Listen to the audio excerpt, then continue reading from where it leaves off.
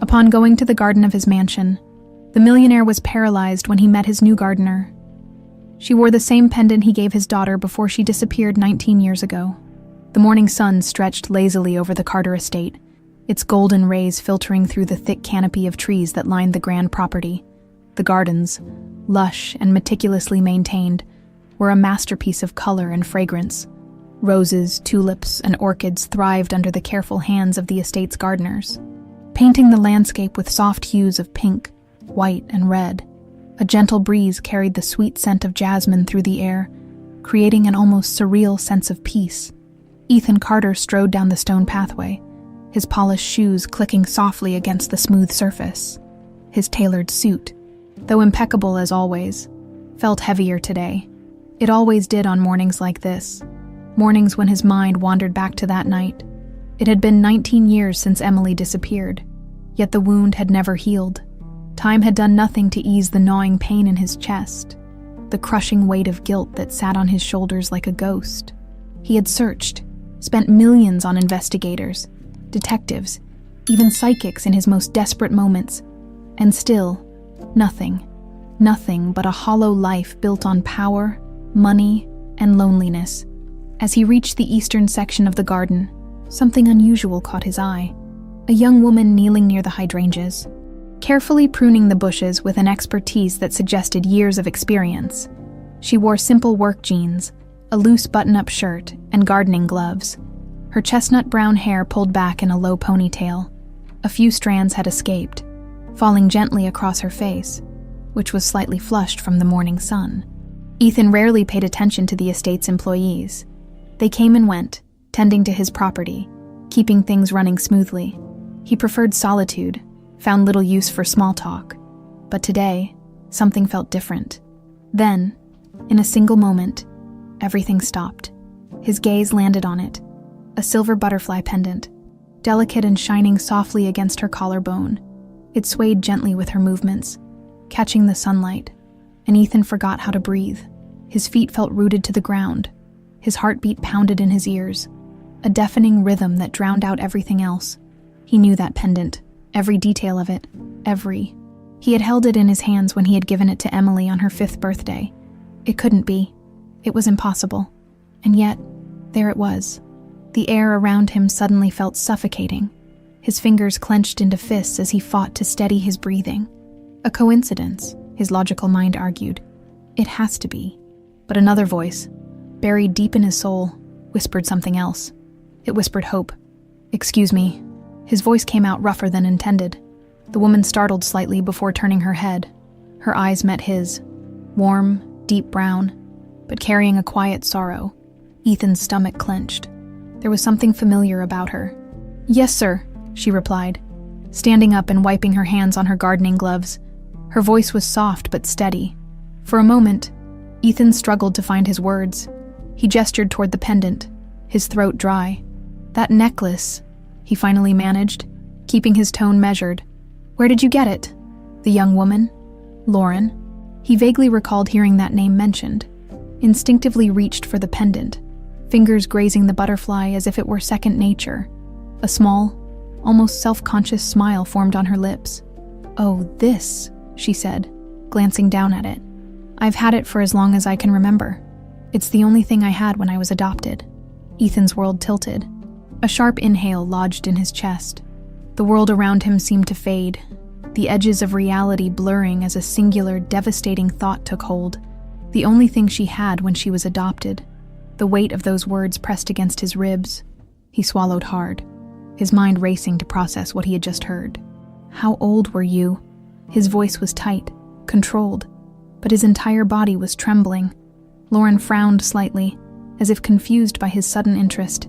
4, maybe. I don't really remember much before that," she admitted with a shrug. "They told me I was found alone on the side of a road." Ethan staggered back half a step, but to him, it felt like the ground had disappeared beneath his feet. This was insane. A twisted joke, a coincidence, but his gut knew better. For 19 years he had prayed for this moment, imagined it, begged for it. "Sir," Lauren's voice pulled him back. "Are you okay?" He forced a nod, though his hands were shaking. "Fine," he muttered, though it was a blatant lie. Nothing about this moment was fine. Lauren hesitated before dusting off her jeans. Well, I should get back to work. Ethan barely heard her. His mind was a storm, thoughts colliding in rapid succession. This couldn't be ignored. Not again. Not after so many years of nothing. There was only one way to be sure. As Lauren turned away, completely unaware of the hurricane raging inside him, Ethan reached into his pocket and pulled out his phone. He dialed a number, one he hadn't called in years. The line rang twice before a deep, familiar voice answered. "Andrews, I need you," Ethan said, his voice barely above a whisper. A pause, then, "Need me for what?" Ethan exhaled slowly, eyes still locked on Lauren's retreating figure. "Find out everything you can about my new gardener." Another pause. "Your gardener?" "Yes," Ethan confirmed, his grip tightening around the phone. He inhaled deeply before saying the words that made his chest ache. "She might be my daughter." Ethan Carter stood frozen in place, staring at the now vacant spot where Lauren had been moments ago. His pulse was still hammering against his ribs, and his fingers, still gripping the phone, felt ice cold. He had spent 19 years living in a cycle of hope and disappointment. He had followed leads, hired the best investigators, scoured the world for a trace of Emily, and yet, every path had led to nothing. But now she had walked right into his home, into his garden. Or had she? His mind fought against the absurdity of it. This isn't real. It couldn't be. He had buried this hope years ago. But the moment he saw that pendant, the very same one he had held in his hands on Emily's 5th birthday, something inside him had cracked wide open, and Lauren's words had driven a stake through his chest. "I've had it for as long as I can remember. They told me I was found alone on the side of a road. The logic, the years of failed searches, the impossibility of it all. It no longer mattered, because deep down he knew. A voice on the other end of the call pulled him back. "You still there?" Andrew's voice was rough, laced with mild irritation. Ethan cleared his throat, forcing himself to focus. "Yes," he said, regaining control of his voice. "I need everything. Where she was born, who adopted her, where she lived before that." He exhaled slowly. "And I need it fast." There was a beat of silence before Andrews let out a dry chuckle. "Haven't heard from you in 5 years, and now you're calling me about your gardener." "Don't waste time," Ethan snapped, his patience razor thin. The investigator sighed. All right, I'll get started, but Carter, if this is what I think it is, you know there's a chance you're about to break your own heart." Ethan shut his eyes for a moment, like it isn't already broken. "I just need the truth," he muttered. "Find it." He ended the call before Andrews could say anything else. The truth. That's all he had ever wanted. The day Emily vanished, Ethan had been at a business dinner in Manhattan, finalizing a multi-million-dollar deal. His wife, God, Maria, had stayed home with her, preparing a bedtime story like she always did. When Maria stepped out of the room for just a moment, Emily had been there, and when she came back, she was gone, vanished. No sign of a break-in, no footprints, no witnesses, nothing. For the first few hours, the police had treated it like a case of a wandering child, a little girl who had probably woken up, gotten confused, and walked out of the house. But as time passed, the reality set in. Someone had taken her. For months, the police and FBI tore the city apart. Leads came in, but none led to Emily.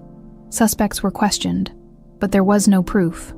And then, 1 year later, a crushed silver butterfly pendant had been found near a riverbed. Along with a tiny blood-stained sweater, the forensics report had been inconclusive. The case had gone cold, and Ethan's life had ended. Now, standing in the vast emptiness of his estate, those memories clawed at him like demons. Andrews would take days, maybe weeks, to find something concrete. But Ethan wasn't the kind of man to sit and wait. He needed answers now. With determined steps, he made his way back into the house. His mansion, with its marble floors, grand chandeliers, and opulent decor, had always felt like a monument to his failure. What was the point of all this wealth when the one thing that mattered had been stolen from him? He found himself in his office, his hand moving toward the drawer before he even realized what he was doing. When he pulled it open, his fingers brushed against a worn, old, leather-bound book. He hesitated. then slowly picked it up. Emily's baby album. It was the only thing he had left of her that hadn't been packed away in grief. He turned the pages one by one, his throat tightening. Her first steps, her first Christmas, her first time at the beach. And then he stopped. A picture of Emily at 5 years old, wearing the very same pendant that was now around Lauren's neck. Ethan clenched his jaw. It has to be her. A knock at the door jolted him back to reality. He quickly shut the album, shoving it back into the drawer. "Come in." The door creaked open, and to his surprise, Lauren stepped inside, hesitating in the doorway. "Sorry to bother you," she said carefully, her gaze flickering around the office before landing on him. "I just wanted to check if everything was all right." "You looked," she hesitated, as if searching for the right word. "Troubled." Ethan forced himself to school his expression, though his mind was still reeling. "I'm fine," he said, though the words felt hollow. She hesitated. "If you need space, I understand. But if I said something earlier that upset you?" "You didn't," Ethan interrupted, his voice softer than before. Lauren studied him for a moment, then nodded. "All right, well, I'll be in the garden if you need anything." She turned to leave, and something in Ethan cracked. He couldn't let her just walk away, not before knowing. "Lauren?" She stopped, turning back. "Yeah." His pulse pounded. The question hovered on the edge of his tongue, begging to be asked. Had she ever, even once, had flashes of memories, a familiar scent, a dream of a woman's voice whispering, "Good night, my love"? Had she ever felt like something was missing? But he couldn't ask. Not yet. Instead, he exhaled slowly and said, "Thank you." Lauren blinked, clearly surprised. "For what?" He hesitated before shaking his head. "For taking good care of the garden." A small smile tugged at her lips. "Of course," she left, and Ethan let out a breath he hadn't realized he was holding. He had to be sure. And when he had proof, nothing on this earth would stop him from telling her the truth. Ethan barely slept that night. He had spent hours pacing his study, staring at the old photographs of Emily, his mind an endless reel of memories and possibilities. His rational side warned him against getting his hopes up, against diving into another obsession that could break him all over again. But his heart had already decided. As dawn broke, he found himself by the window, watching the estate slowly come to life. The staff moved about, preparing for the day, but his gaze remained locked on one person, Lauren. She was in the garden again, her hands carefully tending to the flowers, completely unaware of the storm she had ignited in him. His phone buzzed on the desk behind him. He turned, snatching it up before the sound could finish. "Andrews?"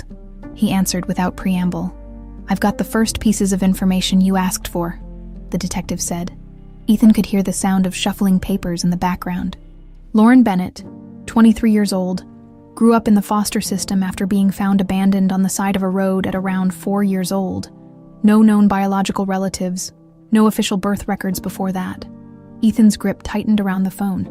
"And where exactly was she found?" Andrews sighed.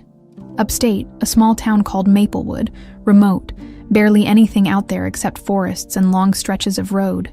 Ethan's stomach twisted. He remembered the name. It was the same area where one of the last unconfirmed sightings of Emily had been reported. "She was taken to an orphanage?" he asked. "Yeah, St. Mary's Home for Children. Small place, not much funding. She stayed there until she was adopted at 7. Ethan felt his pulse quicken. And the adoption. Couple named Richard and Lisa Bennett. Decent folks. They lived in Brooklyn, worked regular jobs. No criminal history. No red flags. From what I've gathered so far, they raised her well. She moved out on her own at 18. Andrews paused. "Ethan, you realize that if this girl really is Emily, they had nothing to do with it, right?" "I know that," Ethan muttered. "But I need more." "I'm digging," Andrews assured him. "But I'll be honest. Someone worked hard to erase her past. There's no real documentation of her before she was found. No reports of missing children matching her description back then. It's like she just appeared out of nowhere." Ethan swallowed hard. "Because someone made sure of it." A long silence stretched between them. Andrews finally spoke again, his tone more cautious. "You think someone close to you was involved, don't you?" Ethan closed his eyes. He didn't want to say it out loud. didn't want to give the thought any more power than it already had. But deep down, he knew. He had suspected for years. "I need confirmation," he said instead. "DNA." Andrews exhaled. "That's tricky. You'll need a sample from her. Hair, saliva, blood, something you can send to a private lab." Ethan's mind was already racing. "I'll handle it." "All right," Andrews said. "I'll keep digging on my end. If I find anything else, I'll let you know." Ethan ended the call and let out a slow breath. His hands were trembling. This was real. This was happening. His eyes returned to the garden where Lauren was still working, completely unaware of the war raging inside him. A few minutes later, he stepped outside, the crisp morning air filling his lungs as he made his way toward her. She didn't notice him at first, too focused on the flower bed in front of her. "Lauren?" She looked up, brushing a strand of hair from her face. "Mr. Carter?" She greeted politely. "Can I help you with something?" Ethan hesitated. He had no idea what to say to her, no idea how to get closer without raising suspicion. "You've been doing excellent work here," he said instead. She smiled, the smallest trace of surprise flickering in her eyes. "Thank you. I love working with plants. It's calming." Ethan nodded, watching her closely. "Have you always lived in New York?" Lauren hesitated for a fraction of a second before answering. "Mostly my parents moved here when I was little." "You were adopted?" "Right." His voice remained steady, but inside he was on edge. Lauren stiffened slightly, though she tried to hide it. "Yes," she said cautiously. "Why do you ask?" Ethan's chest tightened. He wanted to tell her everything, to ask her if she had ever had flashes of memories, of a different life, a different home, if she had ever felt like something was missing. Instead, he forced a small smile. "Just curious. It's rare to meet someone who was adopted and doesn't know where they originally came from." Lauren's fingers instinctively brushed the pendant around her neck. "I stopped wondering a long time ago," she admitted. "When I was younger, I used to ask questions, but no one had answers, so I just let it go." Ethan felt something twist in his gut. She had given up on her past because no one ever fought to find it. "Maybe the answers are still out there," he said carefully. Lauren let out a small, sad laugh. Maybe. Ethan knew then that he couldn't wait. He couldn't sit back and let Andrews handle it alone. He needed proof, and he needed it soon. As he walked back toward the house, his mind was already forming a plan. He needed something small, a hair, a used napkin, anything that he could send to the lab. And once he had the results, once he knew for sure, there would be no hiding from the truth anymore. Lauren Bennett was about to discover that she wasn't just a gardener. She was the daughter of Ethan Carter, and someone had stolen her life. Ethan spent the rest of the morning locked in his study, his mind racing as he tried to piece together the puzzle that had consumed his life for nearly 2 decades. Every instinct in his body screamed that Lauren was Emily, but instinct wasn't enough. He needed irrefutable proof. The DNA test was the only way. His gaze drifted to the glass of water sitting on his desk. If he could get Lauren to drink from a glass, if he could retrieve even a strand of her hair, anything, he could send it to a private lab. He had enough influence to get the results quickly, bypassing any bureaucratic red tape. But he had to be careful. If Lauren sensed his motives, she might pull away. A knock on the door snapped him out of his thoughts. He stiffened, expecting Lauren again. But when the door opened, a familiar figure stepped in. Rebecca. His sister's expression was one of practiced warmth, the kind she always wore in social gatherings, in high society events where appearances mattered more than sincerity. "Good morning, Ethan," she greeted smoothly, stepping inside without invitation.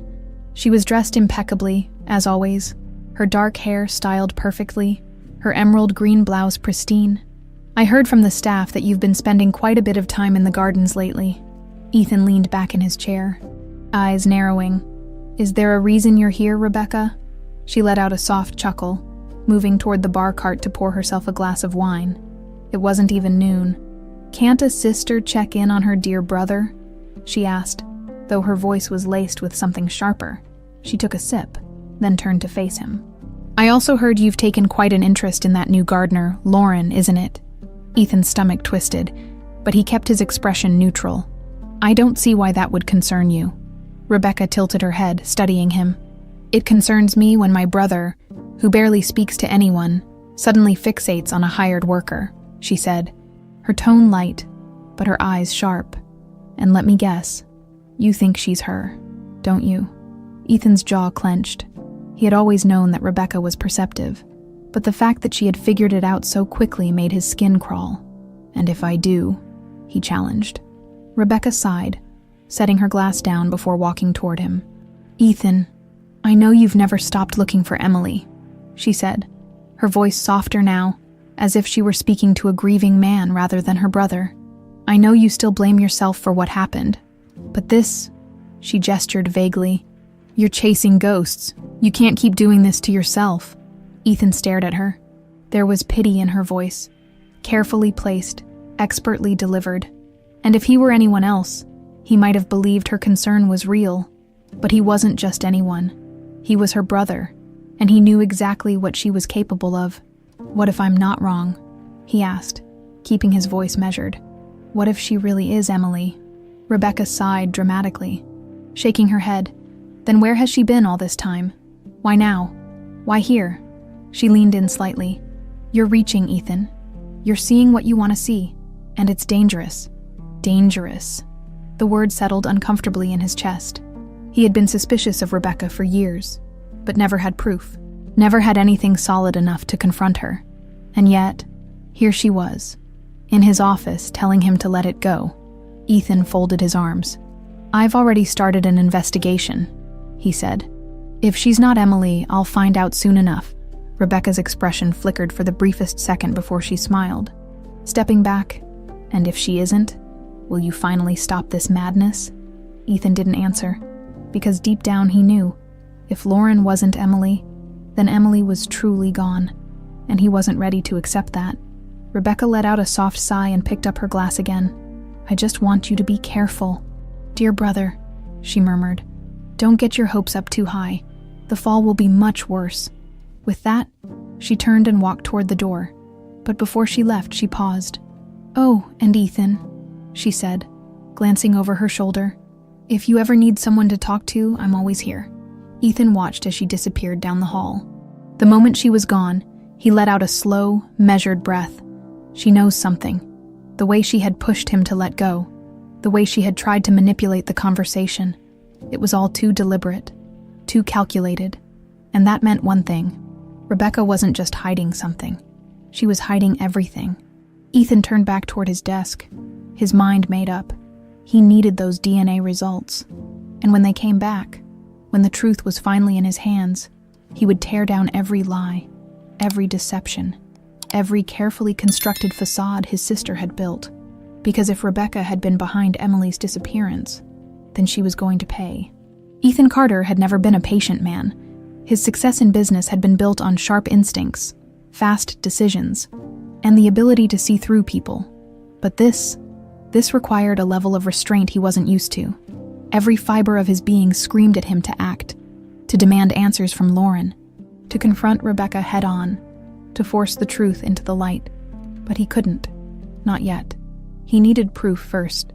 That evening, he found himself by the window of his study again, watching Lauren as she finished her work in the garden. The golden hues of the sunset cast a warm glow over her figure, highlighting the soft waves in her brown hair. She looked so at ease, so unaware of the storm that was beginning to form around her. Ethan clenched his fists. If she really was Emily, if Rebecca had been responsible for her disappearance, how much had been stolen from her? Her childhood, her family, her memories, everything, and she didn't even know it. That realization burned inside him like a wildfire. He needed to get closer to her, to learn more. A quiet knock at the door pulled him from his thoughts. He turned to see his butler, James, standing at the entrance as composed as ever. "Sir, dinner is ready," James announced, then hesitated before adding, "Shall I inform Miss Bennet as well?" Ethan's brows lifted slightly. "She eats with the staff, doesn't she?" "Typically, yes," James confirmed, "but considering your recent interest in her work, I assumed you might want to extend an invitation." Ethan exhaled slowly. It was a risk. If he moved too fast, she might become suspicious. But if he wanted to gain her trust, he needed to start somewhere. "Yes," he said finally. "Invite her." James nodded and disappeared down the hall. Ethan took a deep breath. This is the first step. 15 minutes later, Lauren entered the dining room, clearly hesitant. She had changed into a simple blouse and jeans, her hair still slightly damp from what was likely a quick shower after work. She looked uncertain, almost out of place in the grand setting of the Carter Estate's dining hall. "I wasn't expecting this," she admitted as she approached the long oak table. Where Ethan was already seated, he gestured to the seat across from him. "I thought it was time we had a conversation. You've been working here for a while now and we've barely spoken." Lauren hesitated before sitting down. "I just figured someone like you wouldn't be too interested in talking to the help."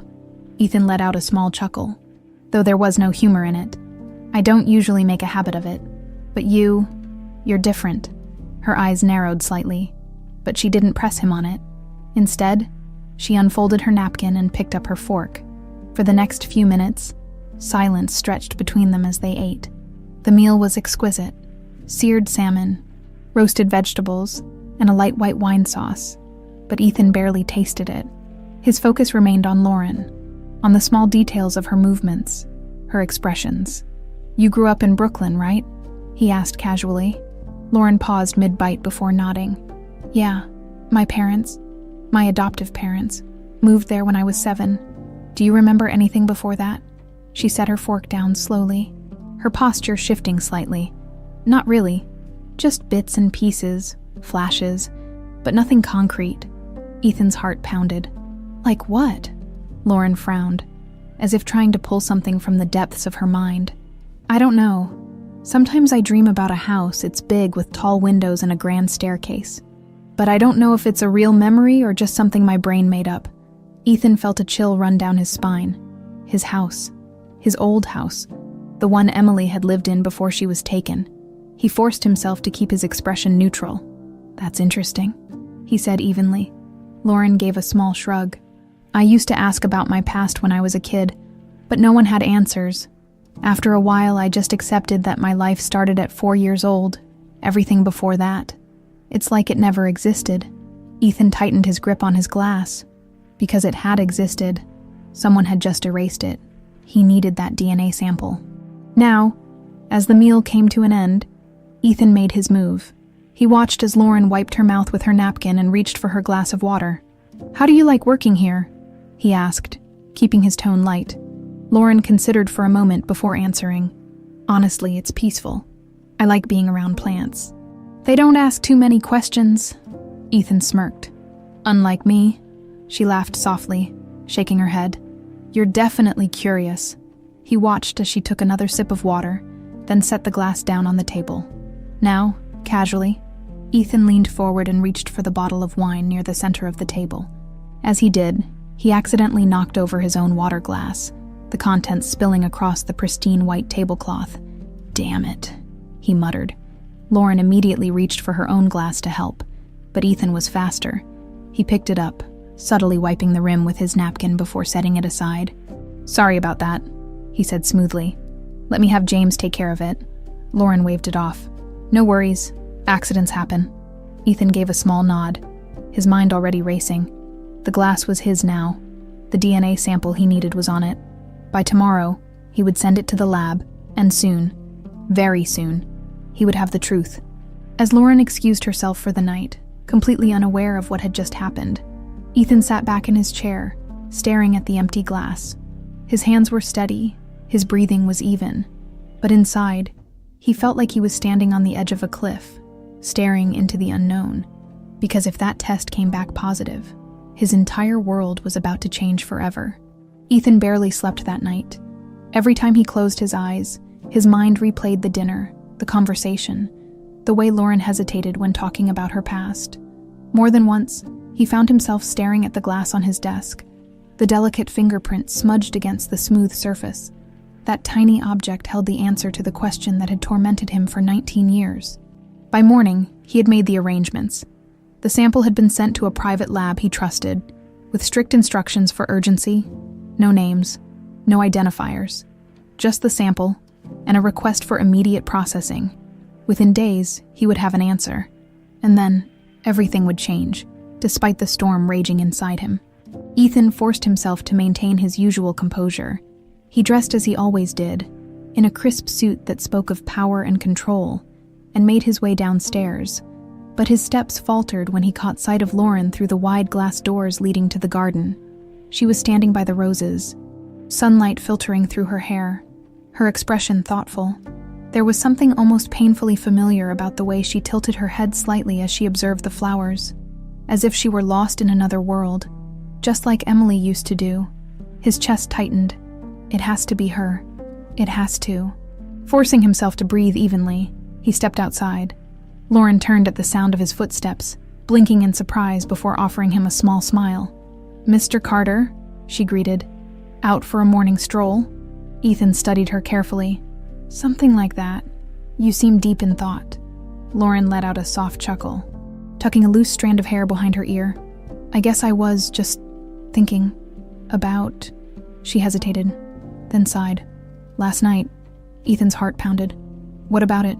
Lauren glanced away, looking almost embarrassed. "I don't know, it's just... You asked me about my past, and I realized how little I actually remember. I've never really thought about it much before, but now it's like there's this empty space in my head where memories should be." Ethan forced himself to remain calm. "And that bothers you?" Lauren chewed on her lower lip for a moment before nodding. "Yeah, it does," she exhaled. "I guess I just told myself that whatever happened before the orphanage didn't matter. But now, I wonder, what if I was someone else? What if I had a whole life that I don't even know about?" Ethan's fingers curled into fists at his sides. "You did.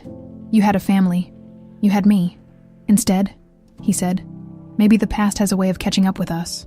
Lauren met his gaze, her expression unreadable. "Maybe," before he could say anything else. The sharp sound of heels clicking against the stone path interrupted them. "Rebecca." Ethan tensed as his sister approached, her usual poised smile plastered on her face. She barely spared Lauren a glance before turning to Ethan. "I hope I'm not interrupting," she said smoothly. Lauren took a small step back. "I should get back to work." Ethan wanted to stop her, but he knew pushing too hard would only make her more suspicious. He gave her a nod, watching as she walked away before turning his full attention to Rebecca. "What do you want?" he asked flatly. Rebecca feigned a look of mild offense. "Is that any way to greet your sister?" Ethan wasn't in the mood for her games. "Cut to the chase, Rebecca." Her lips curled slightly, but there was an edge to her amusement. "I just wanted to check in. You seemed troubled yesterday." She tilted her head. "Still chasing ghosts." Ethan's jaw tightened. "What are you really asking?" Rebecca sighed, stepping closer, lowering her voice. "Ethan, listen to me. You need to let this go. This girl, Lauren, she's just a gardener. That's all she is." His muscles locked. "And you know that for certain, do you?" Rebecca didn't falter. "Yes. Because if Emily were alive, don't you think she would have been found by now?" She paused, her voice softening in mock sympathy. "I know you want her to be alive, but wanting something doesn't make it real." Ethan studied her, watching the way she carefully controlled her expression, how she delivered each word with precision. She was lying. He didn't know how much she knew, or how deep this went, but he felt it. His sister had something to hide. For years he had buried his suspicions under grief, under guilt. But now, standing before her, watching the careful way she manipulated the conversation, he saw the truth for what it was. And when the DNA results came back, he would have the proof to tear her world apart. But for now, he forced himself to remain calm. "You're probably right," he said evenly, watching her reaction closely. "Maybe I've been chasing ghosts for too long." Rebecca's smile widened slightly, but there was something too satisfied in her expression. "It's for the best," she said. "You deserve peace, Ethan. You should stop looking for something that isn't there." Ethan nodded, giving her nothing. But inside he was seething, because in just a few days, he would have the truth. And when he did, Rebecca would regret every single lie she ever told. Ethan had always been a man of control, but today, patience felt like an unbearable weight pressing against his chest. The minutes stretched endlessly as he awaited the call that could change everything. He had spent years bracing himself for disappointment, for another dead end. But this time, something in his gut told him the outcome would be different. As the morning sun filtered through his office window, he stood near his desk, staring at his phone as if willing it to ring. His mind kept replaying the previous night's conversation with Rebecca, the way she had insisted so desperately, that Lauren was just a gardener, the carefully measured concern in her voice, the way she had urged him to let go. It was all too deliberate. Rebecca had always been skilled at manipulation, but Ethan knew her better than anyone. She only pushed this hard when she had something to lose. A sharp vibration on his desk jolted him from his thoughts. His phone. He snatched it up without hesitation. Andrews. The detective's voice came through the line, steady and professional. The results came in. Ethan's pulse thundered in his ears. And a brief pause. Then, "It's her, Ethan. Lauren is Emily." The air left his lungs in a rush. His grip on the phone tightened as he struggled to process the weight of those words. He had known it. Deep down, he had known it. But hearing it confirmed was something else entirely. Emily was alive, and Rebecca had lied. Ethan forced himself to speak, his voice rough. "I need everything, Andrews. I need to know how she got from here to an orphanage in the middle of nowhere. Who took her? Who made sure she was never found?" Andrews sighed. "I've already started digging, but Ethan, it's looking bad." A bitter laugh escaped him. "It's been bad for 19 years. "Yeah, well, it's about to get worse," Andrews said grimly. "Someone buried this story so deep that I had to pull records from sources no one should be able to access. There were falsified reports, missing files. Whoever did this had power, real power, and if I had to guess, they're close to you." Ethan's grip on the phone turned to iron. "Rebecca, it's possible," Andrews admitted, "but we need solid proof. If she was involved, she covered her tracks well. No obvious links to the adoption. No direct connection to the orphanage. But there's something else." Ethan braced himself. "What?" "The first detective assigned to Emily's case all those years ago. Detective Paulson. He retired early, moved out of the city. I tracked him down, and he refused to talk at first, like he was scared." Ethan's jaw tightened. "Did he say anything useful?" "He hinted," Andrews said. "Told me the case was taken from him before he could do any real investigating. Files were sealed. Orders came from above, and he was told to drop it or lose his job." Ethan's blood turned to ice. "Who gave the order?" Andrews hesitated. "That's the thing, officially. No name, just an internal directive. But Paulson slipped something before hanging up, said I should look inside the family." Ethan closed his eyes, a slow, simmering rage building in his chest. "Inside the family. Rebecca." He ended the call and exhaled through clenched teeth. His sister had done this. She had known all along. Emily had been alive, out there in the world, and Rebecca had made sure Ethan never found her. For what? Greed, power, revenge, for something twisted inside her own mind. His hands trembled as he reached for a crystal glass of whiskey on his desk. Taking a slow sip to steady himself, he needed a plan. Bursting into Rebecca's room and demanding answers wouldn't work. She would deny everything, twist the narrative like she always did. No, he needed evidence. But most of all, he needed to protect Emily. Lauren, she still didn't know. She had no idea that her entire life had been built on a lie, that her real father had spent nearly 2 decades searching for her. If Rebecca had gone this far to keep the truth buried, there was no telling what she would do now. That Ethan was getting closer. He had to act fast. Ethan pushed away from his desk and strode toward the door, his pulse a steady drum of determination. He found Lauren in the back garden, crouched near the flower beds, her fingers gently tending to the petals of a bright yellow daffodil. The sight was so painfully familiar. Emily had loved flowers too. She looked up at his approach, brushing a stray strand of hair from her face. "Mr. Carter," she greeted, though there was a slight hesitation in her voice. "You look different today." Ethan wasn't sure what she saw in his expression, but he forced a small smile. "I need to talk to you," he said, keeping his voice steady. Lauren sat back on her heels, tilting her head slightly. "About what?" He hesitated. He couldn't tell her yet. Not until he had more. Not until she was safe. "Would you have dinner with me again tonight?" he asked instead. "I'd like to talk to you properly." Lauren blinked, clearly surprised. Sure, yeah. Good." He nodded, keeping his features calm. "I'll see you later then."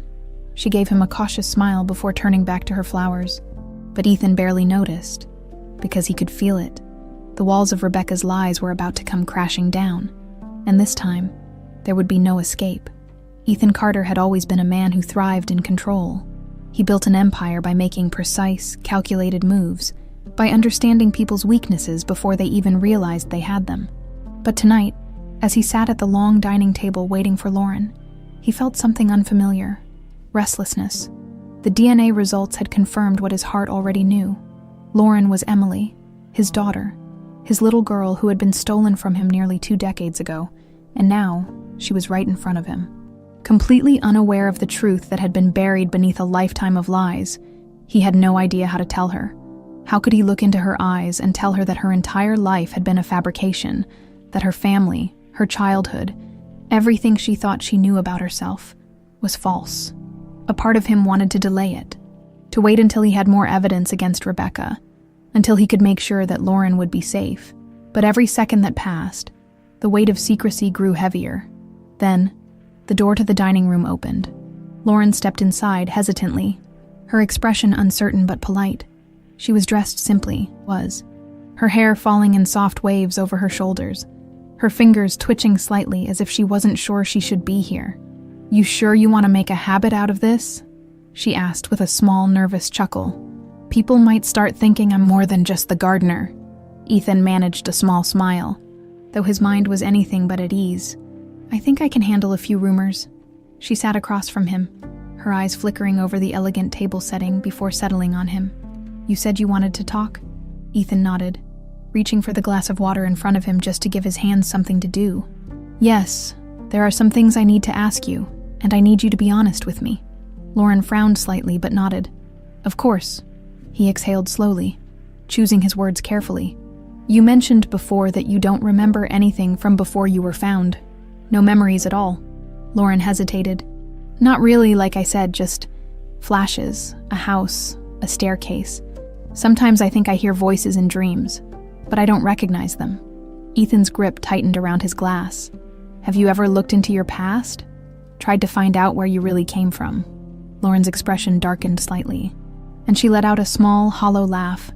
"I did, once, when I was a teenager. I asked my parents, my adoptive parents, if they had any information about my birth family. They didn't. And when I started looking into records myself, I found nothing. It was like I just appeared one day." Ethan's throat felt tight. "Because that was exactly what had happened." Lauren shook her head. "Eventually, I stopped searching. What was the point? Whoever I was before. They obviously didn't want me." Ethan flinched. "That's not true," he said, his voice suddenly sharper than intended. Lauren blinked at him, startled by his intensity. "I mean, I don't know that, do I?" she said carefully. "I was abandoned." "You weren't abandoned," Ethan said, his jaw tight. Lauren let out a breath, clearly confused. "How do you know that?" Ethan stared at her, at the eyes that were so painfully familiar, at the way she furrowed her brows just like Emily used to when she was confused. He had spent 19 years grieving a daughter he thought was lost forever, and now she was sitting in front of him, unknowingly carrying the weight of Rebecca's betrayal. He had to tell her. But before he could say another word, the door to the dining room swung open. "Rebecca," Ethan's muscles locked as his sister walked in, draped in one of her expensive designer dresses, her heels clicking against the floor like a metronome of impending destruction. She cast a quick glance at Lauren before turning her attention to Ethan. "Apologies for the interruption," she said smoothly. "I wasn't aware we were hosting our staff for private dinners now." Lauren shifted uncomfortably in her seat, but Ethan didn't take his eyes off Rebecca. His patience was wearing dangerously thin. "This isn't your concern," he said, his voice like steel. Rebecca let out a small, mocking laugh. "Isn't it? I think I have every right to be concerned when my brother starts forming attachments to people who, let's be honest, shouldn't be sitting at this table." Lauren's eyes flickered with unease, and she pushed her chair back slightly. "Maybe I should go." Ethan reached out, his voice firm but calm. "Stay." Lauren hesitated but sat back down. Rebecca's eyes darkened. "Ethan, you need to let this go," she said in a quieter voice, her tone dropping into something more dangerous. "Whatever it is you think you're doing, You don't want to go down this path? Ethan's jaw clenched. What path is that? Rebecca took a step closer. The one that leads to nothing but pain. A tense silence filled the room. Ethan slowly stood, his gaze never leaving his sister's. I know what you did. Rebecca didn't flinch. She had spent years perfecting the art of control. But there was a flicker, just a flicker, of something in her expression, a crack in the facade. I don't know what you're talking about, she said smoothly. Ethan's lips curled into something cold. You will. Rebecca's jaw tightened, but she quickly masked it with a practiced smile. You're exhausting. Ethan, she said lightly, turning to Lauren. I hope you don't let my brother fill your head with nonsense. He has a way of seeing things that aren't really there. Lauren looked between them, obviously uncomfortable, before standing. I should really go. Ethan clenched his fists but nodded. He wasn't going to drag her into this. Not until he was ready to tear Rebecca apart. Lauren gave him a small, uncertain look before turning and leaving the room. Rebecca exhaled dramatically. That was awkward, wasn't it? Ethan took a slow step forward, lowering his voice so only she could hear. You took my daughter from me. Rebecca's smirk faltered.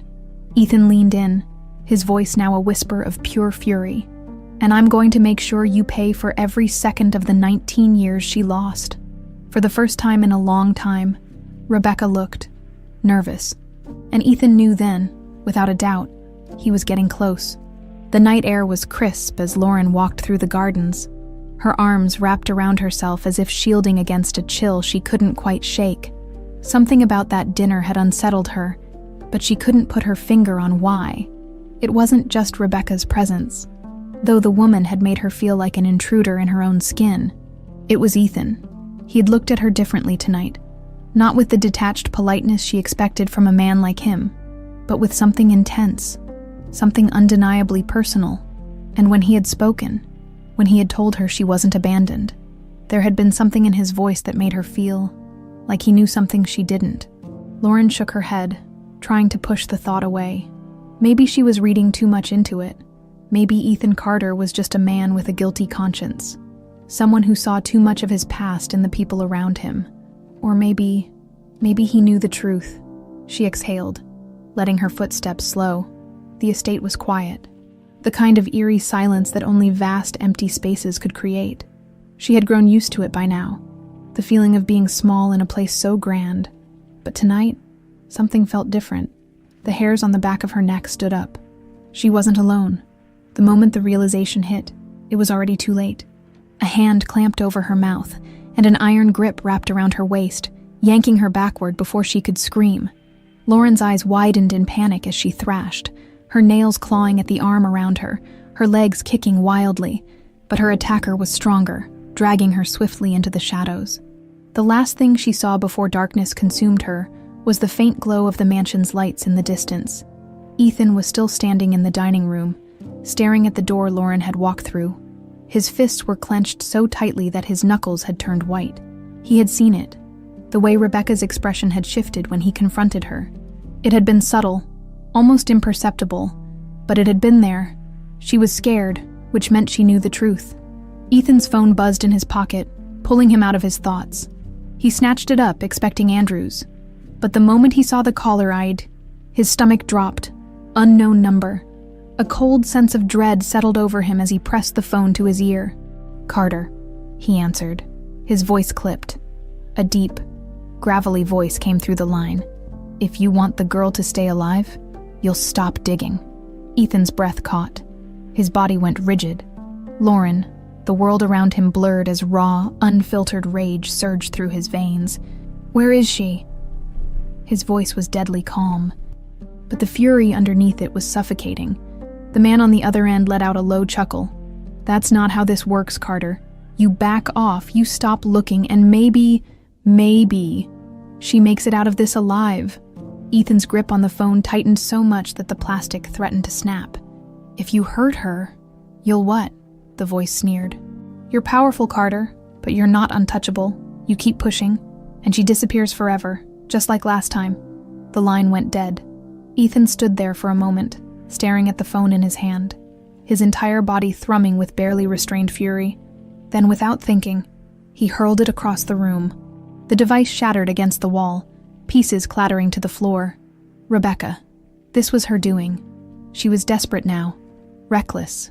She had spent 19 years burying the truth, and now that it was slipping through her fingers, she was willing to do anything to keep it hidden. But she had made a mistake. She had taken the wrong person. Ethan spun around, storming out of the dining room and into the hallway. His mind was already working through the possibilities. Who had taken her? Where had they gone? And more importantly, how the hell was he going to find her before it was too late? He needed Andrews. Now, Lauren's heart pounded as she blinked against the darkness, her breath coming in ragged gasps. The fabric tied around her eyes was thick, blocking out all light, and the ropes around her wrists cut into her skin every time she moved. She was in the back of a vehicle. She could feel the vibrations of the road beneath her, the hum of an engine, the occasional bump that sent her body lurching against the hard surface. Panic clawed at her throat, but she forced herself to think, who had taken her, and why? Ethan. It had to be connected to him, the way he had looked at her, the questions he had asked, the way Rebecca had hated her for no reason. Something was wrong. Lauren shifted slightly, testing the strength of the knots around her wrists, tight, too tight to slip free. But her legs were loose. If she could just... The vehicle jerked to a sudden stop. Lauren barely had time to process what was happening before the door was yanked open and rough hands grabbed her, pulling her out into the cold night air. She stumbled as her feet hit the ground, her body unsteady from the hours spent in the cramped space. "Move," a voice ordered. She was shoved forward, the gravel crunching beneath her feet. "Where are you taking me?" she demanded, her voice hoarse. No answer. A door creaked open and suddenly, she was being dragged inside. The air here was damp, musty, filled with the scent of oil and rust. A warehouse, a basement. She couldn't tell. Then, the blindfold was ripped away. Lauren blinked rapidly, her eyes adjusting to the dim light. A man stood in front of her. Tall, broad-shouldered, his face hidden behind a mask. Behind him, another figure loomed near a table covered in weapons, knives, a gun, a coil of rope. Her stomach twisted violently. "You're in the middle of something you don't understand, girl," the masked man said. "You need to stop asking questions." Lauren's pulse pounded in her ears. "I don't even know what questions to ask," she whispered. The man exhaled, shaking his head. "Then maybe we need to make sure you never get the chance to." Terror wrapped around her like a vice. But deep inside, something else stirred. She wasn't going to die here. She didn't know what was happening. But she knew one thing. Ethan Carter was not a man who let things go if she was right. If he really was hiding something, if he really knew who she was, then he would come for her. And when he did, hell was coming with him. Ethan Carter had always believed that the world operated on a simple principle. Power belonged to those ruthless enough to take it. He had built his empire with that mindset, never hesitating, never allowing emotions to cloud his judgment. But tonight, none of that mattered, because someone had taken his daughter.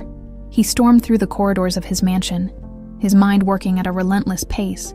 He had spent nearly 2 decades imagining what he would do if he ever found Emily, if he ever got her back. But he had never envisioned this. They had stolen her once. They wouldn't take her from him again. By the time he reached his office, his hands were shaking, not with fear, but with a rage so profound it felt like it might consume him whole. His phone was already ringing before he even finished dialing. "Andrews. Lauren's been taken," Ethan said. His voice clipped, controlled. "Dangerous." A pause, then. "Who?" "The girl I had you look into. The one who..." Ethan exhaled sharply. "She's Emily Andrews. The DNA test came back. It's her." Andrews cursed under his breath. "Jesus Christ!" Ethan forced himself to stay focused. "They called me, told me to back off the investigation or she dies." Andrews was quiet for a moment. "You think it's Rebecca?" Ethan clenched his jaw. "I don't think, I know. There was no one else with the means, the connections, the absolute desperation to keep the truth buried. Rebecca had orchestrated this from the beginning. And now that she was losing control, she was trying to erase her mistakes. Permanently." Andrews sighed. "I'll start making calls. I have some contacts that deal with cases like this." Off the record, people, if she's being held somewhere, we'll find her. That's not fast enough, Ethan snapped. We don't have time. He was already reaching for his jacket, grabbing his keys. He wasn't going to sit in this goddamn house and wait. You're going after her, Andrews said. And it wasn't a question. I don't need you to tell me how reckless this is, Ethan said as he strode toward the garage. I need you to tell me where. Andrews hesitated, then exhaled sharply. Fine. There's an old warehouse district near the docks. Abandoned years ago, if I had to guess. That's where they'd take her. Far enough from the city that no one asks questions, but close enough for a quick escape if things go south. Ethan didn't need to hear anything else. He was already on his way. Lauren's wrists burned against the rough rope, but she kept twisting, kept moving. She refused to sit there and let herself be some helpless victim. The two men guarding her weren't paying attention to her anymore, too busy talking in hushed voices near the entrance of what looked like an old warehouse. She had caught pieces of their conversation, mentions of the boss and waiting for the call, but nothing useful. She didn't know how long she had been here, minutes, hours, but one thing she did know, Ethan would come. She didn't understand why, but she felt it in her bones, the way he had looked at her, the way he had known things about her past that she didn't even know herself. He was connected to this somehow, and when he found out she was missing, he wouldn't just sit back and do nothing. She just had to hold on. The men's voices lowered even more, and Lauren took the risk of shifting slightly, trying to loosen the ropes binding her hands behind her back. She winced as the coarse fibers scraped her skin, but she gritted her teeth and kept going. Then, footsteps, heavy, deliberate. Lauren barely had time to react before a new figure stepped into the dim light. Rebecca. Her blood ran cold. The woman's heels clicked against the concrete floor as she approached, her expression carefully neutral, but there was something in her eyes, a quiet, simmering calculation. You have no idea what kind of mess you've stumbled into, Rebecca said, her tone light, almost amused. Lauren didn't answer. Rebecca crouched in front of her, tilting her head slightly. I warned Ethan to let this go, but my brother never was good at listening. Lauren swallowed hard. Why are you doing this? Rebecca sighed. Because you're a problem, and problems need to be dealt with before they become disasters. Lauren's stomach twisted. I don't even know who I am, she said, her voice shaking despite her best efforts. Why does it matter? Rebecca's gaze darkened. Because ignorance is bliss, and you were never supposed to remember. Lauren's breath hitched before she could press further. The sound of gunfire exploded in the distance. Rebecca's head snapped up. The men near the door immediately reached for their weapons, barking orders into their radios. Lauren's heart raced. He was here. Ethan Carter was coming. Rebecca muttered a curse under her breath before looking back at Lauren, something dangerous flashing in her eyes. It's too late for you now, she murmured. You should have stayed a ghost. Then, without hesitation, she pulled out a knife. Lauren barely had time to react before Rebecca lunged, but at that exact moment, the warehouse doors burst open. A figure emerged through the haze of dust and smoke, a gun raised, eyes burning with pure fury. Ethan, and he looked like a man ready to burn the world down. Ethan Carter had never felt rage like this before. It was a fire in his veins, a beast clawing at his chest, demanding retribution. The moment he stepped into the warehouse, his eyes locked onto Rebecca, his own sister, holding a knife to Lauren's throat. His heart slammed against his ribs at the sight, his grip tightening around the gun in his hand. Let her go, Ethan said, his voice deadly calm. Rebecca's lips curled into a smirk, but there was a flicker of unease in her eyes. You're making a mistake, Ethan. Lauren's breath was shaky, but she held her chin high, refusing to show fear. Ethan had never been prouder of her than in that moment. The only mistake was letting you walk free all these years, Ethan said, taking a slow, measured step forward. The sound of the safety clicking off his gun echoed through the warehouse behind Rebecca. Her men hesitated, uncertainty flickering across their faces. They weren't expecting him to find them so fast, and they sure as hell weren't expecting this version of Ethan Carter. You think you can fix this? Rebecca scoffed. She's already too deep. She knows too much.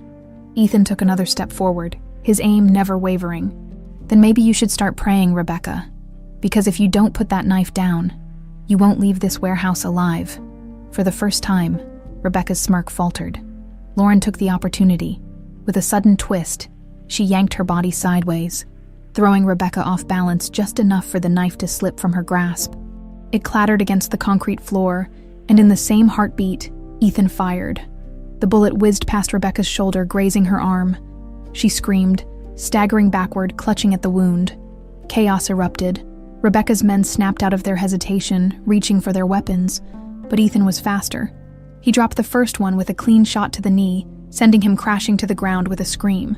The second lunged toward Lauren, but she was ready. She slammed her elbow into his ribs and kicked out his knee, making him collapse with a grunt of pain. Ethan moved through the fight like a man possessed, taking down one after another with brutal efficiency. This wasn't some boardroom negotiation. This wasn't some cold, calculated business deal. This was war. Lauren fought beside him, her instincts sharp despite the fear in her eyes. Ethan caught glimpses of her between shots. The way she moved, the way she reacted, the way she refused to give in. She was his daughter, and she was a fighter. Rebecca was trying to crawl toward a discarded gun, her breath ragged, blood staining the sleeve of her expensive blouse. Ethan reached her first. He kicked the gun away and grabbed her by the collar, yanking her up so their faces were inches apart. "Where the hell were you going to take her?" he growled. Rebecca spat at his feet, her eyes burning with hatred. "You think this ends here?" she hissed. "You have no idea how deep this goes, Ethan. You don't know the people I had to deal with to make this happen." Ethan's grip tightened. "You took my daughter from me." Rebecca laughed. Actually laughed. Despite the pain. "And yet here she is, alive and well. Maybe you should be thanking me." Ethan slammed her against the nearest metal beam, making her gasp. "You destroyed her life," he seethed. "You stole her from me, erased her past, made her grow up believing she was nothing." Rebecca's expression twisted into something cruel. "And what are you going to do about it, brother?" Ethan's finger twitched on the trigger. It would be so easy. One shot, one clean shot, and this would be over. But then, a small voice, shaken but firm, cut through the haze of his fury. "Dad." Ethan froze. His breath stilled. Slowly, he turned his head. Lauren stood a few feet away, her chest rising and falling with uneven breaths. There was a raw vulnerability in her expression, a mix of realization and fear. She had said it without thinking, but it had slipped out. Rebecca's smirk widened. "Well, there it is," she taunted. "She knows." Ethan let go of Rebecca so fast that she crumpled to the ground. He turned fully to Lauren, his pulse hammering in his ears. Lauren took a step back. "Is it true?" Her voice was barely above a whisper. "Am I your daughter?" Ethan's throat was dry. His mind was spinning, grasping for the right words. But nothing came, because how did he even begin to explain? "Yes," he finally managed, his voice hoarse. "You're Emily." Lauren staggered, as if the ground beneath her had been ripped away. She shook her head, her breathing uneven. "No, that's not." She let out a shaky laugh, but there was no humor in it. "I don't..." Ethan took a cautious step toward her. "I had a DNA test done," he admitted. "I had to be sure, and I am." Lauren's eyes filled with something unreadable. "You tested my DNA. It was the only way to know for sure." She swallowed hard, looking away. "So, all this time, you knew?" Ethan exhaled slowly. "Not for long, but when I saw you, that pendant, I suspected." Lauren touched the necklace unconsciously, then dropped her hand as if it burned. "This is insane," she whispered. Ethan could see it, the way her mind was spiraling, the way she was struggling to make sense of everything. She needed time, and time was the one thing they didn't have. Sirens wailed in the distance. "Andrews," Ethan forced himself to focus.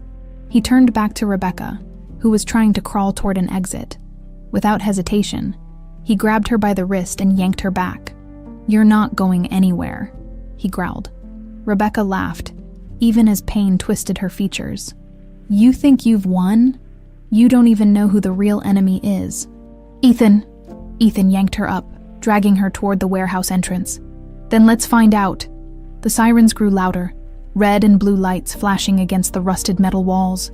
Rebecca's reign of terror was over. But Ethan knew this was just the beginning. He turned to Lauren one last time, his voice firm despite the storm raging inside him. "I know this is a lot," he said, "but no matter what happens next, you are not alone in this." Lauren hesitated. Then, after a long moment, she whispered, "I don't know who I am anymore." Ethan's chest tightened. "You're my daughter," he said softly, "and that's never changed." The police flooded into the warehouse, and Ethan Carter knew this war wasn't over yet. The police lights flickered against the cold metal walls of the warehouse, their rhythmic glow casting sharp shadows across the scene. The air was thick with the smell of sweat, blood, and gasoline, the remnants of the struggle still lingering in the space. Officers moved swiftly, their voices blending into a dull hum. But for Ethan Carter, the world had narrowed to one thing: Lauren. She stood just a few feet away, arms wrapped around herself, her expression distant. She had barely spoken since the revelation, her mind still trapped in the storm of realization. Emily, his daughter, she was alive. She was right there, but she wasn't his. Not yet. Ethan wanted to reach out, to hold her, to reassure her that everything would be all right. But how could he promise that when she had just discovered her entire life had been a lie? Rebecca was being dragged toward a police car, her wrists cuffed tightly behind her back. Even now, she carried herself with an air of defiance, like a woman who still believed she could win. "You can lock me up," she murmured, as Ethan stepped closer, her voice just low enough for him to hear. "But you have no idea what you've started, brother." Ethan's jaw clenched. "You're done, Rebecca." She let out a dry chuckle, shaking her head.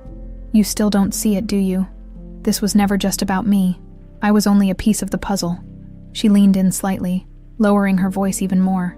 "You think I did all of this alone?" Ethan's blood ran cold. Rebecca smirked at his reaction. "You should have let her stay lost," she whispered. "Now you've made enemies you can't even name." "Who?" Ethan demanded, his voice like steel. "Who helped you?" Rebecca just smiled, her lips curving into something smug, something dangerous. "You'll find out soon enough," she said.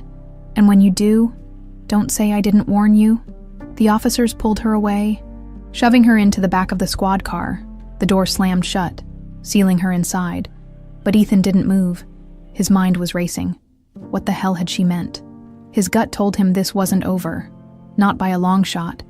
But right now, the biggest battle wasn't against whoever was still out there. It was standing just a few feet away from him, looking at him like he was a stranger. Lauren. She was watching him now, her gaze wary, guarded. He knew that look. It was the look of someone trying to decide whether to run or fight. He took a careful step toward her. "Lauren." She flinched. It was small, barely noticeable, but it gutted him. She shook her head, letting out a shaky breath. I can't do this right now." Ethan's chest tightened. "I know this is a lot," he said carefully. "I don't expect you to process everything overnight." She let out a hollow laugh, rubbing her arms. "You don't understand," she murmured. "I don't even know who I am anymore." Ethan swallowed hard. "You're Emily," he said softly. "You're my daughter." Lauren's gaze snapped to his, something pained flickering in her eyes. "No," she whispered. "I'm Lauren. That's who I've been my whole life. And now, you're telling me that none of that was real." Ethan exhaled, his hands flexing at his sides. "It was real," he said. "Your life, your memories, they're all yours. But there was more, a past that was stolen from you." Lauren shook her head again, stepping back. "You don't get it," she said, her voice unsteady. "You've had 19 years to grieve, to search, but me..." She let out a breath, almost laughing bitterly. "I didn't even know I was missing. I didn't feel lost, and now, suddenly, I have this..." She gestured between them, her expression filled with conflict. "This history I don't remember. A father I don't know." Ethan felt something inside him crack. She wasn't rejecting him. Not yet. But she was scared. And after everything she had been through tonight, how could he blame her? "Lauren," he said, his voice steady. "I don't expect you to accept this right away. I don't expect you to call me Dad tomorrow." He exhaled, searching for the right words. "I just want you to know, I'm not going anywhere." Lauren swallowed, her throat bobbing. I don't know what to do with that. You don't have to do anything right now, Ethan said. You just have to breathe, one step at a time. She was silent for a long moment. Then finally, she nodded. It was small, hesitant, but it was something. Ethan didn't push, he wanted to.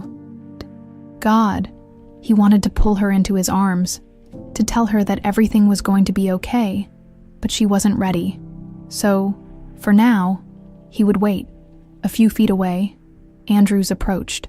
We need to get her somewhere safe, he said quietly, his gaze flicking between them. This isn't over, if Rebecca was telling the truth. We don't know who else is involved. Ethan nodded, his mind shifting back into protector mode. She stays with me. Lauren's eyes widened slightly. What? You're not safe, Ethan said firmly. Not until we know who else is behind this. Lauren hesitated, clearly torn, but then she sighed. Fine, she muttered. But this doesn't mean I trust you yet. Ethan's lips twitched at that. I can live with that. Andrews smirked slightly. Looks like you've got your work cut out for you, Carter. Ethan already knew that. But after 19 years of searching, after years of believing his daughter was gone forever, he would take whatever time she needed. Because now, she was home. Even if she didn't realize it yet, the car ride back to the estate was cloaked in silence. Ethan drove with a steady hand, his expression unreadable, but his mind was anything but calm. Every few minutes, he would glance at Lauren through the rearview mirror, watching the way she kept her arms wrapped tightly around herself. Staring blankly out the window, she hadn't spoken much since agreeing to come with him. Not that he blamed her. Her entire world had shattered in a matter of hours. Ethan wanted to give her space, to let her process things at her own pace, but every second that passed without hearing her voice felt like another second lost, another moment where she slipped further away from him, and after everything, he couldn't lose her again. When they finally pulled up to the mansion, the estate was eerily quiet. The security had been doubled. He had made sure of that the moment Lauren was taken. But even with the added precautions, he felt an itch in his bones. Rebecca wasn't working alone. And until he figured out who else was involved, Lauren was still a target. She hesitated before stepping out of the car, her eyes trailing up the grand facade of the house, as if she were seeing it for the first time. Big place, she muttered under her breath. Ethan managed a small smile. You used to love playing in the hallways when you were little, he said. Always running, always hiding. Lauren tensed slightly, but didn't look at him. I don't remember. His chest tightened, but he nodded. I know. They walked inside together, the warmth of the house a stark contrast to the cold weight sitting between them. James, his ever-loyal butler, was waiting in the foyer, his gaze flickering briefly to Lauren, before settling on Ethan. Everything is secure, sir, James said smoothly. The guest room has been prepared. Ethan shook his head. She's not staying in the guest room, he said firmly. Set up one of the bedrooms in the west wing. She stays close to me. Lauren's brows shot up. I'm not a prisoner, she said sharply. Ethan turned to her, his gaze steady. You're not, but you're not safe either. Lauren exhaled through her nose, clearly frustrated but too tired to argue. Fine, she muttered. James nodded and disappeared down the hall to make the arrangements. Ethan turned back to Lauren, his voice softer. You should get some rest. You've been through a lot. She gave a short, humorless laugh. Yeah, I think that's an understatement. He wanted to say more, to tell her that she wasn't alone in this, that she didn't have to carry the weight of everything by herself, but before he could find the right words. She was already walking past him, following James down the corridor, and for the second time that night, Ethan let her go. Lauren stood in the unfamiliar bedroom, her fingers brushing over the smooth wooden dresser. The space was elegant but simple, nothing too extravagant, just warm and strangely familiar. She wasn't sure how she was supposed to feel. She had grown up believing she had no past before the orphanage, no family, no history, just a blank space where memories should have been. And now, suddenly, she was Emily Carter, the daughter of a man who had been searching for her his entire life. It didn't feel real. She turned toward the mirror on the wall, staring at her own reflection. Who was she? Lauren?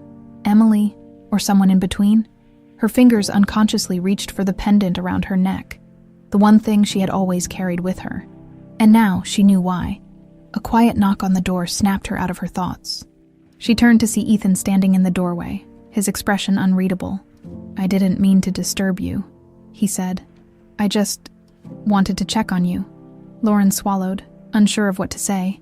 After a moment, she sighed. "I don't know how to do this," she admitted. Ethan leaned against the doorframe, watching her carefully. "You don't have to figure it all out tonight." She let out a bitter laugh. "That's easy for you to say. You've had time to process all of this, I haven't." Ethan hesitated. Then, after a moment, he stepped further into the room. "I won't pretend to understand how hard this is for you," he said. "But I meant what I said back there. I'm not going anywhere." Lauren looked at him then, really looked at him. There was something in his eyes, something raw, something aching. She had spent so much time feeling alone, feeling like she had no one. But now, standing in front of her, was a man who had spent 19 years looking for her. A man who had never given up, and that scared her more than anything. "Good night, Ethan," she said quietly. Ethan's expression remained steady, but she saw the flicker of emotion in his gaze. "Good night, Lauren," he said, and with that, he turned and walked away, leaving her alone with her thoughts. She lay down on the massive bed, staring up at the ceiling. Sleep didn't come easily because no matter how much she tried to ignore it, one thought wouldn't leave her mind. What if she wasn't supposed to remember? What if the past she was chasing was something better left buried? Ethan barely slept. He sat in his study long after the house had gone quiet, the weight of everything pressing down on him like a storm he couldn't outrun. The whiskey in his glass remained untouched, his fingers gripping the crystal as he stared out the massive window overlooking the darkened estate. Lauren, Emily, was finally home. But she wasn't his yet. She was confused, lost, trying to piece together an identity that had been stolen from her. And he couldn't blame her for that. How could he expect her to embrace a past she didn't even remember? But he wasn't going to lose her. Not again. The problem was Rebecca. Her words still echoed in his mind. "You don't even know who the real enemy is." That wasn't just arrogance. That was a warning. Ethan had spent years believing her greed was the reason she orchestrated Emily's disappearance. But if she wasn't working alone, if there were others who had a stake in keeping Emily lost, then this wasn't just about family betrayal anymore. This was about something bigger. A knock on the door pulled him from his thoughts. He turned, already knowing who it was. Andrews stepped inside, his face set in grim determination. "Got something for you," he said, tossing a folder onto Ethan's desk. Ethan leaned forward, flipping it open. Inside were old case files, missing persons reports, all connected to Emily's disappearance. And at the bottom, a document Ethan hadn't seen before. A name stood out. Robert Langley. Ethan's eyes narrowed. Who the hell is this? Andrews pulled out a chair, sitting across from him. "That's the guy who handled the adoption records at the orphanage where Emily was found," he explained. "Back then, I didn't think much of him, just another bureaucrat moving papers. But after Rebecca's little stunt, I went digging." Ethan's grip tightened on the file. "And," Andrews exhaled, "turns out, Langley's been dead for over 15 years. Official cause of death, car accident." Ethan's jaw clenched. "Convenient." "Very," Andrews nodded. "But it gets worse. Before he died, Langley received a large sum of money that came from a private offshore account, completely untraceable. And guess what?" Ethan's heart pounded. "Rebecca's involved." "Not just Rebecca." Andrews leaned in. "This account, it's been linked to other missing children cases, ones that never got solved." Ethan's blood ran cold. "Are you telling me this wasn't just about Emily?" he asked, his voice dangerously low. Andrews met his gaze. "I'm telling you that Rebecca was working with someone else. Someone who's been covering up disappearances for a long time." Ethan's fingers curled into a fist. "Who?" Andrews shook his head. "That's the problem. Whoever's behind this is careful. They used Rebecca as a pawn, but she wasn't the mastermind. The real question is, why? Why go through so much trouble to take Emily? Why make sure she was never found?" Ethan's mind raced. This wasn't just about money. If it were, there would have been a ransom. But Emily wasn't held hostage. She was erased, hidden away in an orphanage, placed into a life where no one would ever find her. This was about something else. and Rebecca knew more than she had let on. Ethan stood abruptly. "I need to see her." Andrews raised a brow. "You sure that's a good idea?" "No," Ethan admitted. "But I don't have time to play it safe. If Rebecca knows something, I'm going to make her talk." Andrews sighed. "I'll make some calls, see if we can arrange a visit." Ethan nodded, his mind already moving ahead, trying to anticipate his sister's next move. Because whatever game she had been playing, she had just lost. And now, it was his turn. Lauren barely touched her breakfast the next morning. She sat in the quiet dining room, absently stirring her coffee, her mind still caught in the whirlwind of the last 24 hours. Emily, that was supposed to be her name. She had said it to herself in the mirror last night, over and over, waiting for it to feel right. But it didn't. It felt like a stranger's name, like something she had read in a book once but couldn't quite recall. She had spent 19 years as Lauren Bennett. That was who she was, wasn't it? The sound of footsteps pulled her from her thoughts. She looked up just as Ethan walked in, his expression unreadable. "You didn't sleep," she noted, taking in the faint shadows under his eyes. He gave her a wry smirk. "Neither did you," she exhaled, setting her spoon down. "I don't know how I'm supposed to just accept this." "You don't have to," Ethan said simply. "Not yet." Lauren studied him, her fingers tightening around her mug. "Why didn't you just tell me the truth from the beginning?" Ethan hesitated. "Because I didn't want to scare you." He leaned against the table, his voice softer now. "I know this is overwhelming, but I also know that deep down, you feel it too." Lauren's pulse quickened. "Feel what?" "That something was missing," Ethan said. "That there were pieces of you that never quite fit." Lauren swallowed. She hated that he was right. She had always felt like she was standing on the outside of her own life, like something was just off. And now she knew why. Before she could respond, Ethan straightened. "I need to go out for a while," he said. "There's something I have to take care of." Lauren frowned. "Is it about Rebecca?" Ethan's expression darkened. "Yes." Lauren hesitated. "She knows something else, doesn't she?" "Yes." A long silence stretched between them. Then, to her own surprise, Lauren asked, "Can I come?" Ethan looked at her, really looked at her. He saw the uncertainty, the fear, but he also saw something else. Strength, determination, and maybe, just maybe, a flicker of trust. He exhaled slowly. "All right," he said. "Let's go." Because if there was one thing Ethan Carter knew, it was that the truth was coming. And no matter how ugly it was, they were going to face it together. The drive to the detention center was tense, filled with a silence that carried more weight than any words could. Lauren sat in the passenger seat, her arms crossed, her gaze fixed on the blurred scenery outside the window. Ethan could feel the conflict radiating from her, the quiet storm of emotions she was trying so desperately to contain. She had agreed to come, but that didn't mean she was ready. Neither of them were. Ethan focused on the road, gripping the wheel tighter than necessary. His mind was locked on one thing: getting answers. Rebecca had orchestrated Emily's disappearance, but she hadn't acted alone. Somewhere in the tangled mess of lies, there was another player, someone powerful enough to bury the truth for nearly 2 decades. And today, he was going to find out who. When they arrived, the gray concrete building loomed ahead, cold and unwelcoming. The guards barely gave Ethan a second glance as they led him and Lauren inside. They knew who he was. Ethan Carter didn't wait in lines. Lauren stayed close to him, though she said nothing. He could tell she was nervous, her fingers fidgeting slightly, but she kept her expression neutral. He had to give her credit. She was handling this far better than he had expected. The guard led them to a small, sterile room with a thick glass partition. On the other side, seated in a metal chair, was Rebecca. She looked different. Gone was the polished elegance, the carefully curated poise. Instead, she looked tired, her hair slightly disheveled, dark circles lining her sharp eyes. But even now, there was something unbroken about her. She smirked when she saw them. "Well, this is a surprise." Ethan didn't waste time. He sat down across from her, his gaze hard. "No games, Rebecca. Who were you working with?" Rebecca leaned back, crossing her arms. Straight to the point, classic Ethan. She glanced at Lauren then, tilting her head slightly.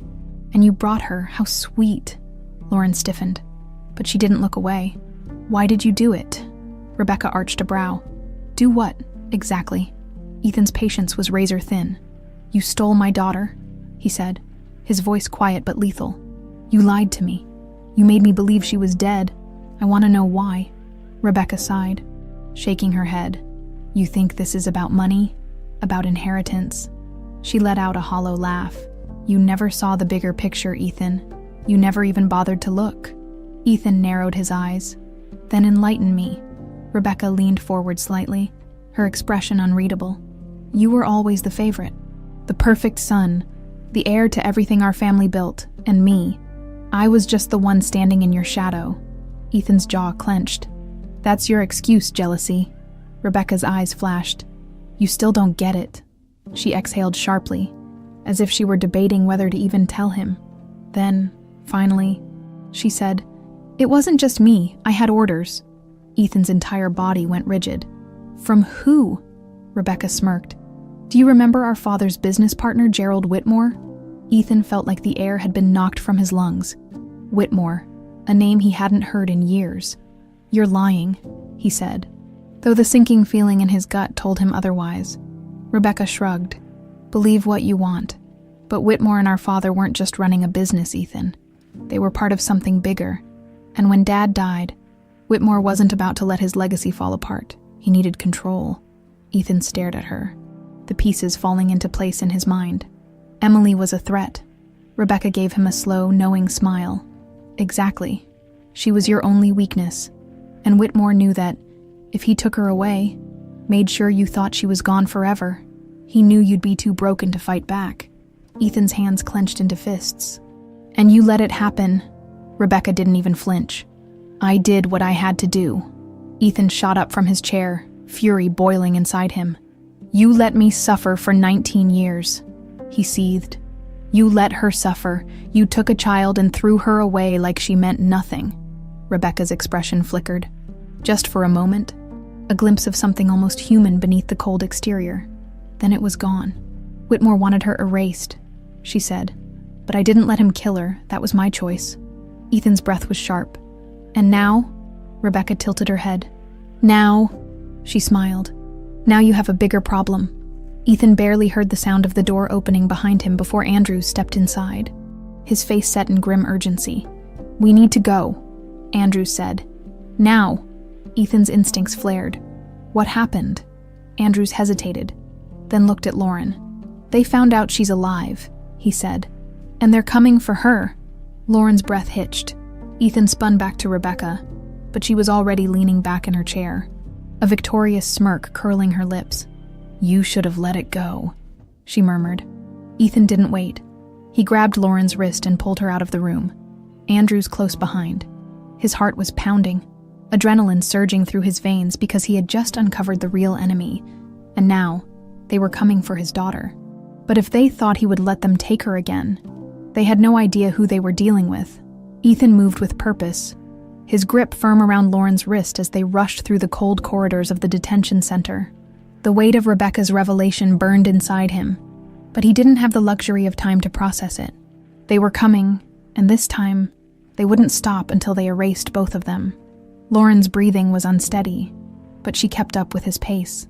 He could feel the tension radiating from her, the fear creeping into her eyes. She didn't fully understand the danger yet, but Ethan did, and he wouldn't let them take her again. Andrews led the way, his expression dark with urgency. Security details outside, he said, glancing back at Ethan. We need to move fast. If Whitmore's people know she's alive, they'll be mobilizing. Hard. Ethan didn't need the warning. He knew exactly what kind of man Gerald Whitmore was.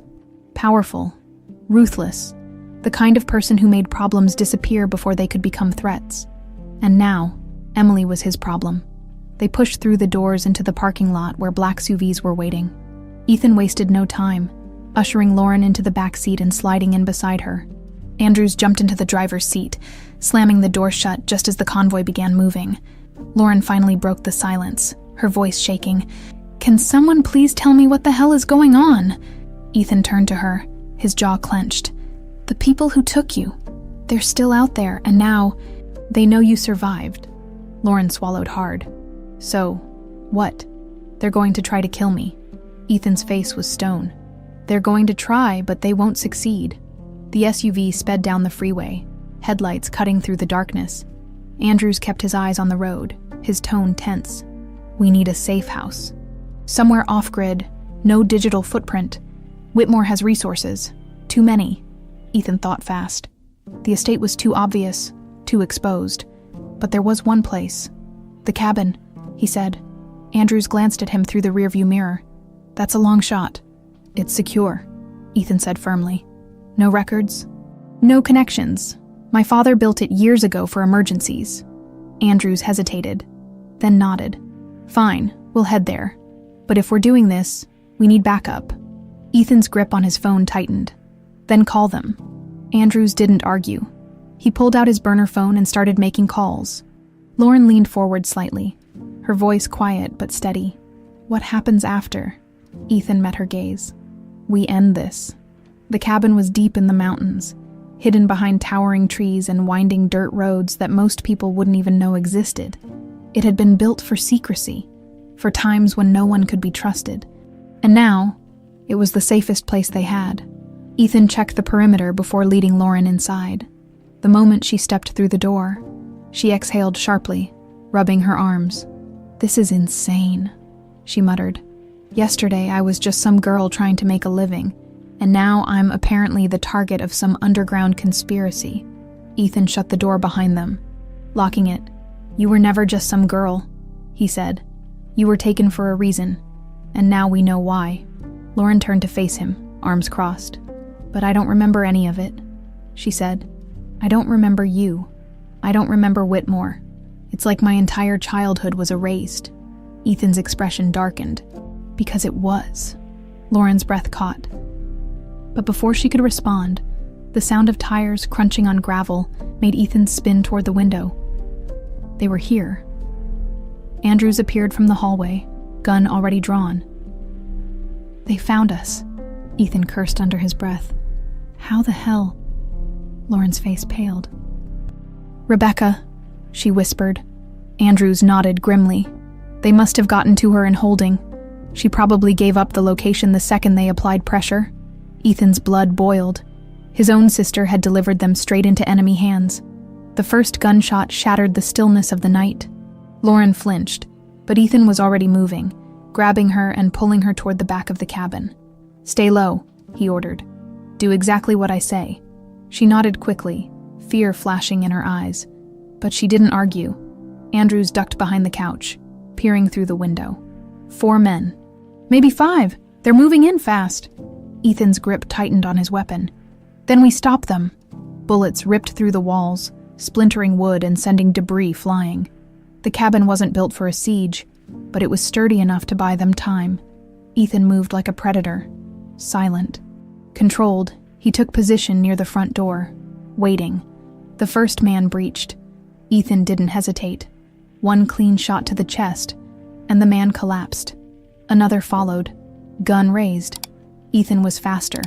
He ducked, twisted, and fired, sending the second attacker sprawling onto the floor. Andrews covered the back entrance. Exchanging gunfire with another intruder, Lauren was pressed against the corner, breathing hard, but she stayed still. She wasn't panicking. She was watching, learning. Another shot rang out, and then silence. Ethan's heart pounded in his chest as he scanned the room. Is that all of them? Andrews checked the window, then let out a slow breath. Looks like it. Ethan exhaled, lowering his gun, but his relief was short-lived. Lauren was staring at the bodies, her face pale, her hands trembling. They were trying to kill me, she whispered. Ethan moved toward her, and they failed. She looked up at him, something shifting in her eyes. They're not going to stop, are they? Ethan's jaw tightened. Not until Whitmore is gone. She swallowed hard. Then, before he could stop her, she picked up one of the fallen men's guns. Ethan stiffened. Lauren. She met his gaze, something new burning inside her. I want to end this too. For a long moment, he just stared at her. Then slowly, he nodded, because she wasn't Lauren anymore. She was Emily Carter, and she was ready to fight.